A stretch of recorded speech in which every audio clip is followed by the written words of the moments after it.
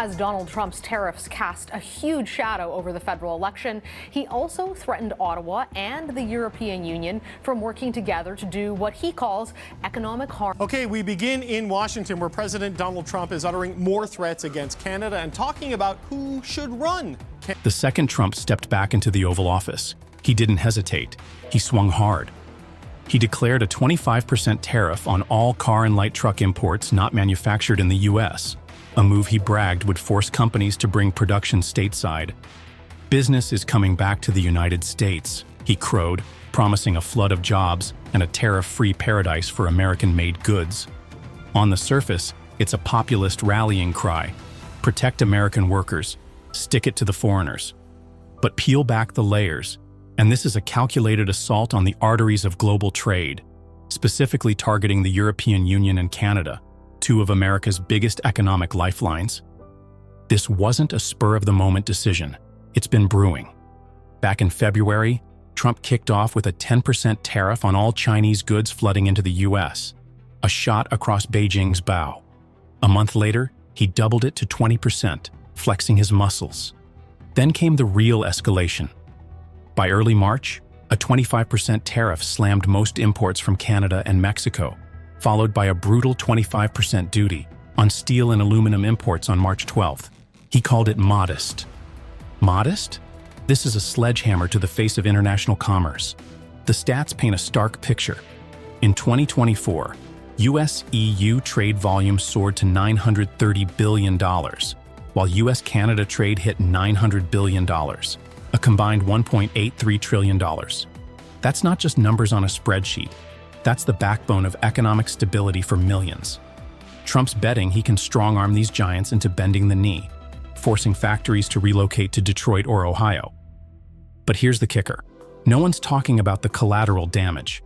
What happens when prices spike, supply chains choke, and allies turn hostile? This isn't a policy tweak. It's a seismic rupture.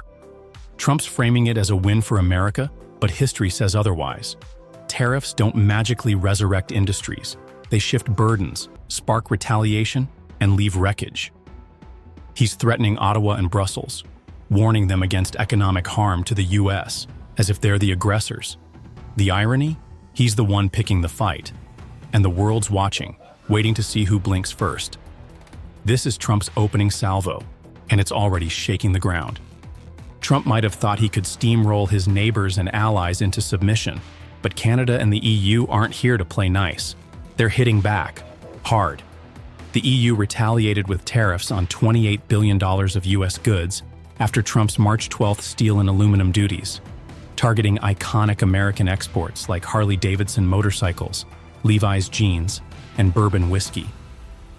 They didn't stop there. A 50% tariff on American whiskey was slated for mid-April, but they held off, momentarily, giving Trump a chance to back down. Spoiler, he didn't.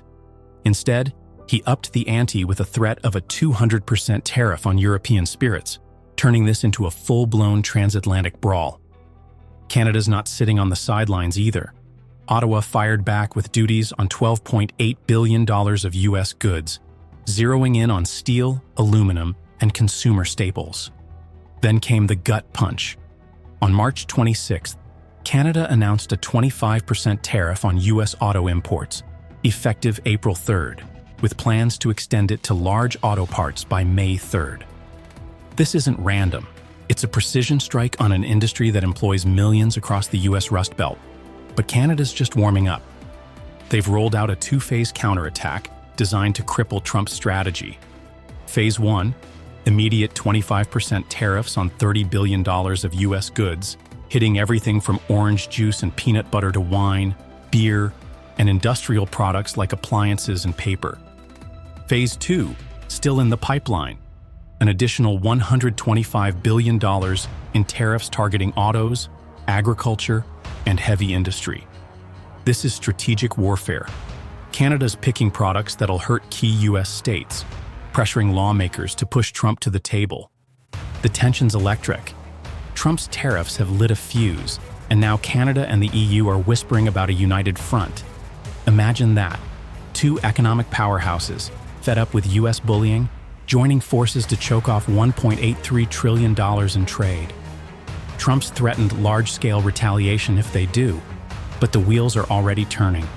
The EU's delaying some tariffs as a diplomatic olive branch, but patience is thin. Canada's not bluffing. They're ready to escalate. This isn't just a trade spat anymore. It's a geopolitical standoff, and Trump's the one who threw the first punch. Let's zoom out and look at the stakes, because this is where Trump's gamble gets terrifyingly real.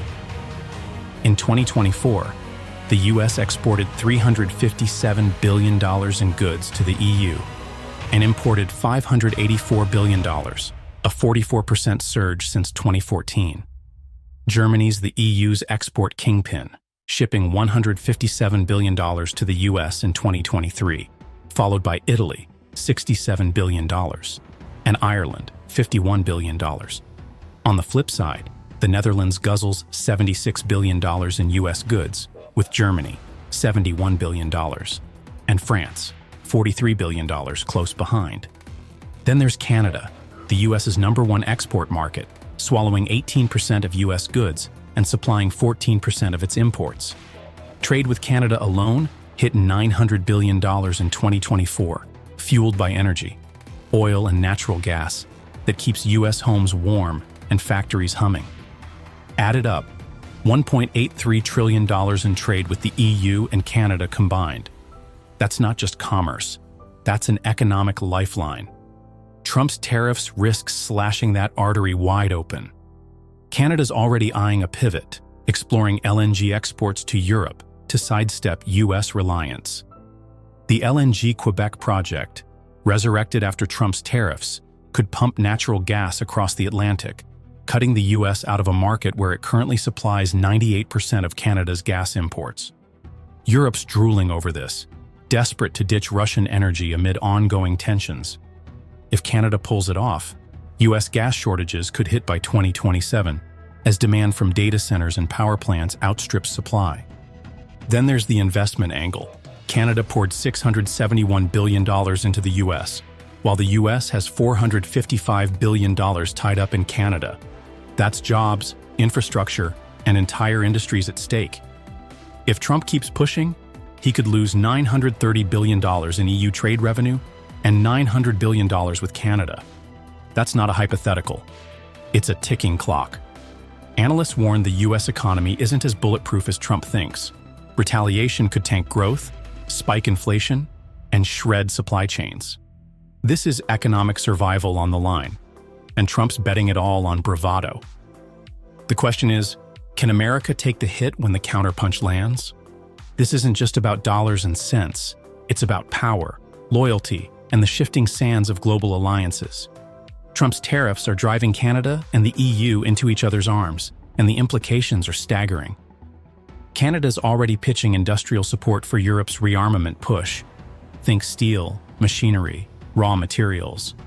The EU's reciprocating, eyeing Canada as a new energy partner. The Trans Mountain Pipeline expansion tripled Canada's oil capacity to 890,000 barrels a day, opening floodgates to Asia, South Korea, Japan, China. That's oil the U.S. Midwest depends on, now slipping through Trump's fingers. Canada supplies 24% of U.S. crude oil imports, feeding refineries built for its heavy crude. Lose that, and costs skyrocket, or the U.S. turns to shaky suppliers like Venezuela. The EU's not twiddling its thumbs either. Trade Commissioner Maroš Šefčovič snapped, "One hand can't clap alone," signaling Europe's fed up with Trump's games. They're deepening ties with Canada, fast-tracking LNG talks to replace Russian gas. Quebec's LNG project could ship to Europe within years, a direct snub to U.S. tariffs. This is geopolitics in overdrive. The U.S.-Mexico-Canada Agreement, USMCA, the NAFTA replacement, faces a 2026 review. Trump's tariffs are poisoning that deal before it's even tested. If Canada and the EU forge a bloc, the U.S. could be left out in the cold, economically and diplomatically. The dominoes are falling. Canada's 77% export reliance on the U.S. makes this personal. Every province from Ontario to Alberta feels the sting.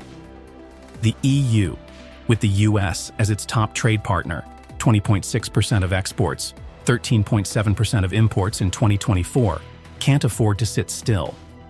Trump's not just risking trade, he's risking America's global clout.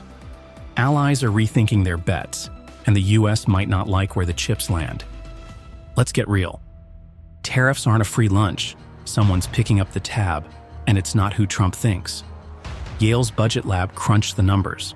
Blanket tariffs on China, Canada, and Mexico could cost US households $3,800 each if fully rolled out. That's not a typo. $22,000. How? When a Canadian auto part or EU whiskey bottle hits a US port, the importer, not the foreign seller, pays the tariff. That cost trickles down to you. Higher car prices, pricier groceries, emptier wallets. Studies from Trump's first term, 2018 to 2019, found tariffs on steel, aluminum, and appliances jacked up prices 21.9%, hammering consumers and slashing profits for US giants like Ford and GM. Jobs? It's a mirage. Sure, tariffs might lure a factory or two stateside, but retaliation guts jobs elsewhere. Canada's targeting US autos and agriculture. Think Michigan assembly lines and Iowa farms. The US could lose $930 billion in EU trade and $900 billion with Canada, cratering economic growth. Inflation's already a beast. Tariffs could unleash it. Supply chains? Choked. Trump's selling this as an American enrichment scheme, but it's a boomerang. Past data shows foreign exporters rarely eat the full cost. US importers and consumers do. There's no victory here, just carnage. Companies might dodge tariffs by moving production, but that takes years, not months. Meanwhile, prices climb, profits tank, and expansion stalls. This is a self-inflicted wound dressed up as patriotism, and the bleeding's just started. Now let's zero in on the man at the center of this storm, Donald Trump. He's doubling down, vowing large-scale tariffs if Canada and the EU dare form an alliance against the US. His rhetoric's pure fire. He's cast himself as the lone warrior defending America's economic soul. They're inflicting economic damage on us, he bellows, framing Canada and the EU as villains in a grand conspiracy. To him, this isn't a trade war. It's a patriotic crusade, a chance to flex US muscle and bend the world to his will. But beneath the bluster, the cracks are widening, and the stakes are spiraling out of control. Trump's defiance is palpable. He's brushed off every warning, every plea for reason. The EU's begging for negotiations. Trump's slamming the door in their faces. Maros Shevchovich's words, "One hand can't clap alone," echo like a ghost, ignored by a White House that's dug in its heels. Canada's countermeasures? He's dismissed them as weak, threatening a retaliatory blitz that could dwarf their $155 billion tariff plan. His latest salvo, a hinted 200% tariff on European spirits, a move that'd torch transatlantic trade and send liquor prices soaring. This isn't diplomacy, it's a street fight, and Trump's swinging wild. But here's where delusion creeps in. If Canada pivots its LNG and oil to Europe and Asia, the US faces a brutal reckoning. Canada's LNG Quebec project isn't a pipe dream. It's a dagger aimed at US energy security. The US relies on Canada for 98% of its natural gas imports and 24% of its crude oil, keeping power plants humming and refineries churning. If that flow shifts, say to Germany or Japan, gas shortages could cripple the US by 2027, with demand from AI data centers and reshored manufacturing already straining supply. Oil?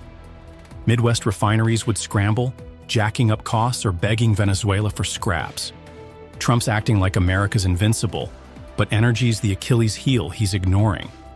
Then there's the EU-Canada wildcard.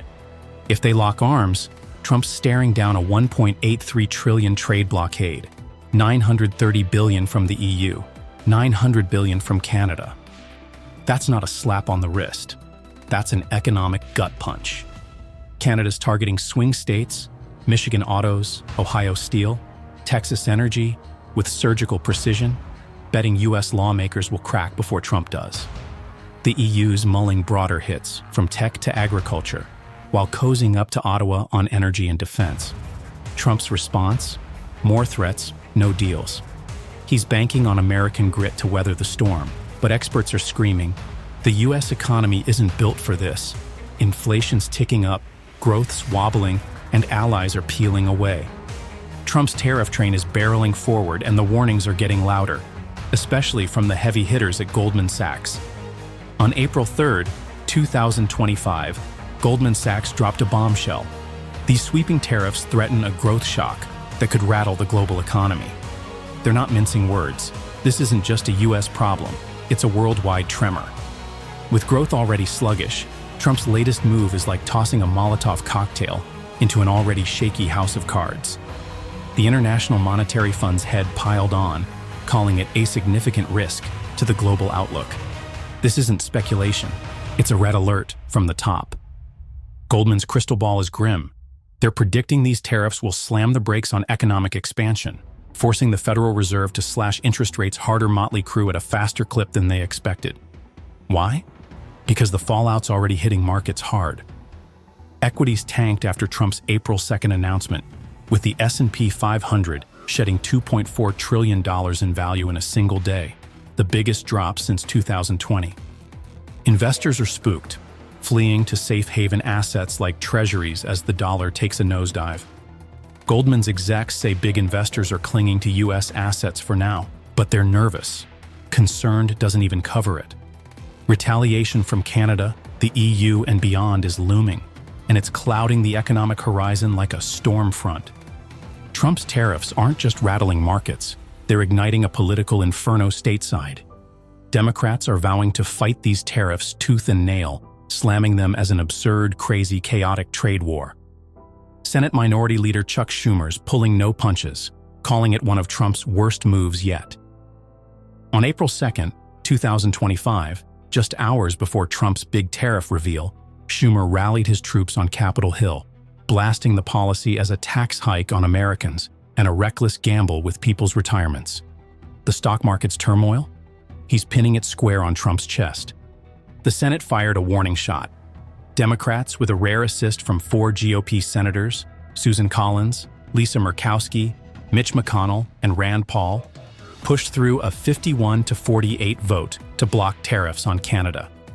The resolution kills Trump's national emergency declaration over the Canadian border, yanking his unilateral tariff power on that front. It's headed to the House now, where the fight's only getting hotter. Schumer's crew says the fentanyl crisis Trump's leaning on as justification? It's real, but Canada's not the source. Preposterous, says Senator Sheldon Whitehouse. This isn't about drugs, it's about power, and Democrats are clawing it back. Trump's tariff tactic is a high-stakes gamble, and the chips are falling fast. Canada and the EU aren't just retaliating, they're rethinking alliances, redirecting trade, and leaving the US vulnerable. The $1.83 trillion trade lifeline, hanging by a thread. The economic chain, ready to snap. This isn't a win for America, it's a warning. Stay tuned as this unfolds, because the fallout's just beginning. Like, subscribe, and drop your thoughts below. What's Trump's next move? See you in the next one. In March 2025, China didn't just tweak its energy imports.